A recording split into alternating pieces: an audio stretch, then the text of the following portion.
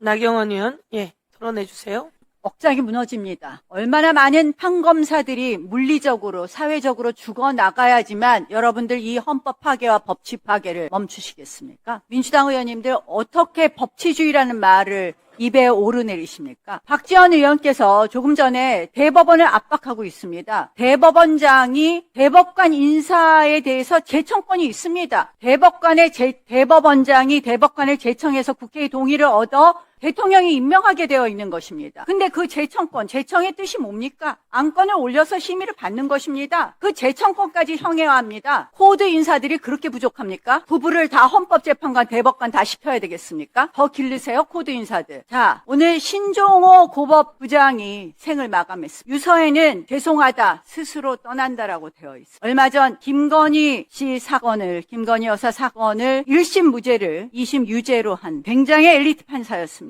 내용을 파악해 봐야 되겠지만 저는 지금 이 정권 들어서서 법 왜곡죄 그리고 직연 판사 룸사롱 실체도 없는 룸사롱 사건으로 그렇게 괴롭히고 박상영 검사는 고검 인권 TF에서 지금 정성호 장관 이거 지금 뭐 술이 있었다고 하는데 조작기소 특위 보셨습니까? 교도관들 다 나와서 술 없었다고 했습니다. 김성태 회장 스스로 부인했습니다. 이걸 이렇게까지 판단하는 이런 지금 공포사회입니다. 공포사회. 판검사들이 살아나겠습니까? 저는 정말 억장이 무너집니다. 자, 정성호 장관 예전에는 분명히 이렇게 얘기했죠. 공소 취소는 해당 검사가 법원에 신청해야 된다. 이렇게 말씀하셨죠, 작년에. 예, 뭐 법률에 그렇게 규정되어 있습니다. 자, 그런데 최근에 입장이 바뀌셨어요. 뭐라고 했냐? 최근에 입장을 뭐로 바뀌셨냐? 입법자의 판단 영역이다 라면서 이런 공소 취소 특검을 할 것을 예상하고 답변을 하셨어요. 기억하십니까? 최근에 답변하신 거? 국회에서 입법이 뭐 불가능한 건 아니다는 그런 취지입니다. 그것이 어떻게 입법이 가능한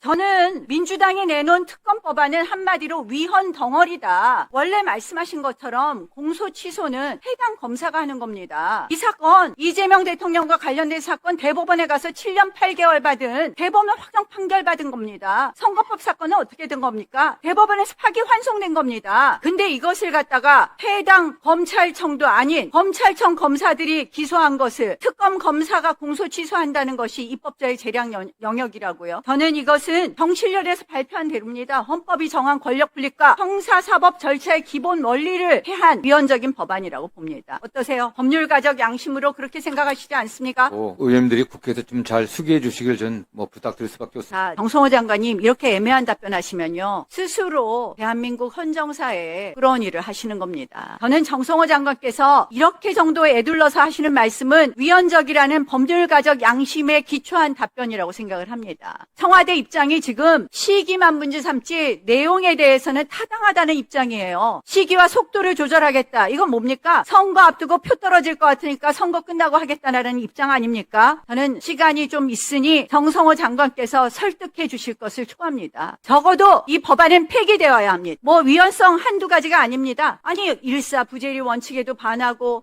도대체 대통령 사건만 특별한 재판부에서 한다는 것은 이 평등의 원칙에도 반하는 겁니다. 한마디로 대한민국의 공정이라는 것은 다 없어지는 겁니다. 그러면 장관께서 폐기를 여당 의원들께 설득하십시오. 다행히 법사위 위원 중에서 이 법안에 서명한 의원들이 제가 보니까 2분인가 3분밖에 없으시더라고요. 폐기 설득해 주시고요. 대통령께는 만약에 이런 말도 안 되는 위헌적인 법안이 통과되면 법률안 거부권 행사해달라고 촉구해 주십시오. 하시겠습니까? 예, 근데 이 법안의 취지가 공소 취소에 있는 게 아니라 과거 검찰을 비롯한 국가기관들의 권력의 오용과 남용, 그로 인한 잘못된 결과를 바로잡기 위한 것이라고 저는 생각합니다. 네.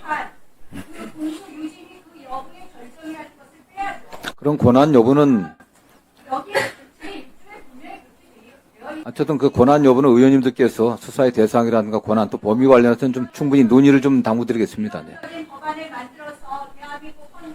네, 오늘 한 부장판사님께서 사망하는 사건이 있었습니다. 그것과 관련해서 정확한 사인도 나오지 않은 상황에서 저희가 말씀드리는 게 매우 조심스럽다는 생각에 우리 민주당은 언급을 안 하는 게 좋겠다라고 생각했는데 우리 나경원 의원께서는 마치 그 죽음이 우리 민주당이 발의한 법 왜곡죄나 뭐 사법부에 대한 압박 때문이었다는 취지로 얘기하시는 것을 보면서 정말 경악스러웠습니다. 경악스럽고 한 공간에서 저런 얘기를 듣고 있는 게 과연 맞는지 제 귀를 의심했습니다. 이 죽음마저 이용하는 것이 국힘당의 항상 그 습관입니다. 습관. 서해 피격 사건부터 해가지고 뭐 대장동 사건에서 검찰의 강압 수사 때문에 많은 목숨을 잃은 분들이 계시는데 그분들이 뭐 누구 이재명 대통령 때문에 죽었다라는 듯이 말씀하신 것부터 해서 뭐 지병으로 돌아가신 분들까지 그 죽음의 책임을 또 이용하시고 너무나 참 참담하고 함께 이 공간에 있는 것 자체가 매우 부럽습니다. 또한 그 지금 유족과 그 고인에 대해서는 매우 모욕적인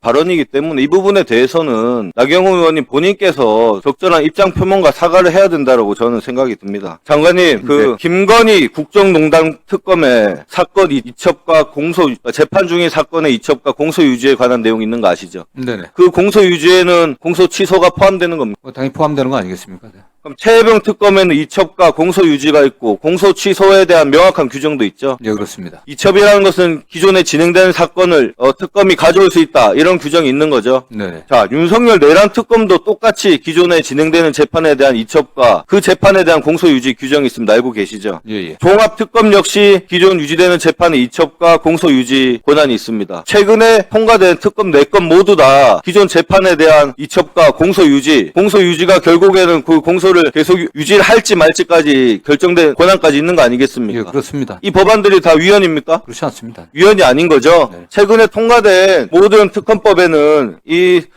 재판 중인 사건의 이첩과 공소 유지에 관한 특검의 권한이 있다는 것을 먼저 말씀드리겠습니다. 그리고 저희가 그 조작 기소, 조작 수사에 대한 국정조사를 진행하지 않았습니까? 정말 많은 그 검찰과 수사기관, 그리고 감사원, 국정원, 국가기관들이 총동원된 이 조작 수사와 조작 기소에 대해서 우리 장관님 많이 잘 파악하셨죠? 네, 내용 알고 있습니다. 이거 이대로 뭐 공수처나 검찰 내부 진상조사만 가지고서는 다 밝힐 수 있다고 생각하십니까? 지금 뭐 부족함이 많기 때문에 국민들도 국가 권력기관들의 권한의 오용과 남용에 대해서는 확실하게 진상을 밝히고 재발 방지할 수 있는 그런 시스템을 만들어내라고 하는 게 국민적 요구사항입니다. 네. 맞습니다. 이번에 이렇게 정말 불법과 위법이 난무했던 이 조작 수사와 조작 기소에 대해서는 특검을 통해서 제대로 역사적인 단절을 해야지만이 우리 대한민국이 조금 더 발전할 수 있을 거라고 생각됩니다.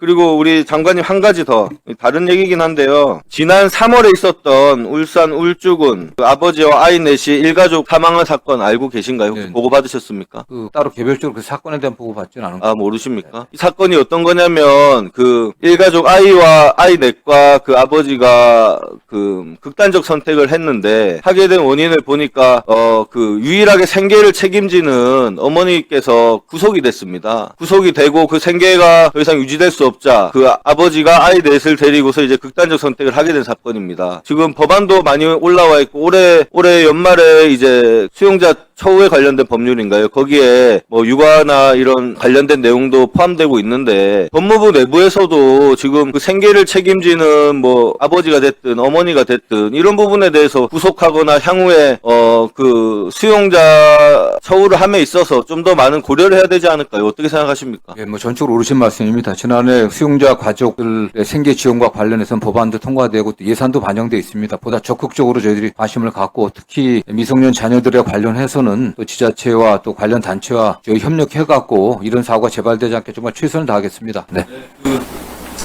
이 법원행정처에 있는 네. 그 법원에서 영장을 발부함에 있어서도 이런 가족 내부의 사정이나 이런 부분은 전혀 고려 안 하고 있죠. 글쎄요, 꼭 그렇게 단정하기는 어려운 것 같습니다. 영장 발부 여부를 결정. 예. 유능한 변호사 사서 그런 부분 주장을 하면 뭐 반영할 수 있겠지만 법원에서 직권적으로 뭐 신문 과정에서 들어가 있거나 그런 식으로 내부 교육을 하거나 하진 않잖아요. 뭐 기록 전체를 살필 수는 있겠습니다만 따로 교육국 내용이 포함되어 있는 것인지는 잘 모르겠습니다. 예. 정부도 그렇고 법원도 그렇고 이렇게 네. 법이 너무나 야박해서 되겠습니까? 좀 적극적으로 나서서 그 영장을 청구하는 단계나 그 영장을 하는 단계에서 걸러낼 수 있도록 또 이렇게 걸러냈을 때 그렇다고 해서 범죄자가 또 풀어주는 이런 문제가 있지 않습니까? 이런 부분에 대해서 좀 더 적극적으로 어떤 방안을 강구해야 될지 좀 연구를 해서 좀 방안을 만들어서 좀 보고해 주시기 부탁드리겠습니다. 예, 알겠습니다. 네. 나경원 의원이 안타까운 비극마저 정쟁의 불쏘시개로 삼으며 무리한 공세를 쏟아내며 억지를 부리고 있는데요. 이에 김동하 의원은 죽음마저 정치적으로 악용하는 야당의 고질적인 악습이라며 매서운 직격탄을 날려버렸습니다. 도리어 과거 특검 사내들을 조목조목 짚어내며 억지 논리로 무장한 국민의힘의 주장이 얼마나 텅 빈 허상인지 만천하에 까발린 것 아니겠습니까? 조작 수사의 진상을 낱낱이 밝히라는 국민적 분노를 집권 여당 의원으로서 속 시원히 대변해 주었네요. 이 영상에 공감하셨다면 구독과 좋아요 정중히 부탁드립니다.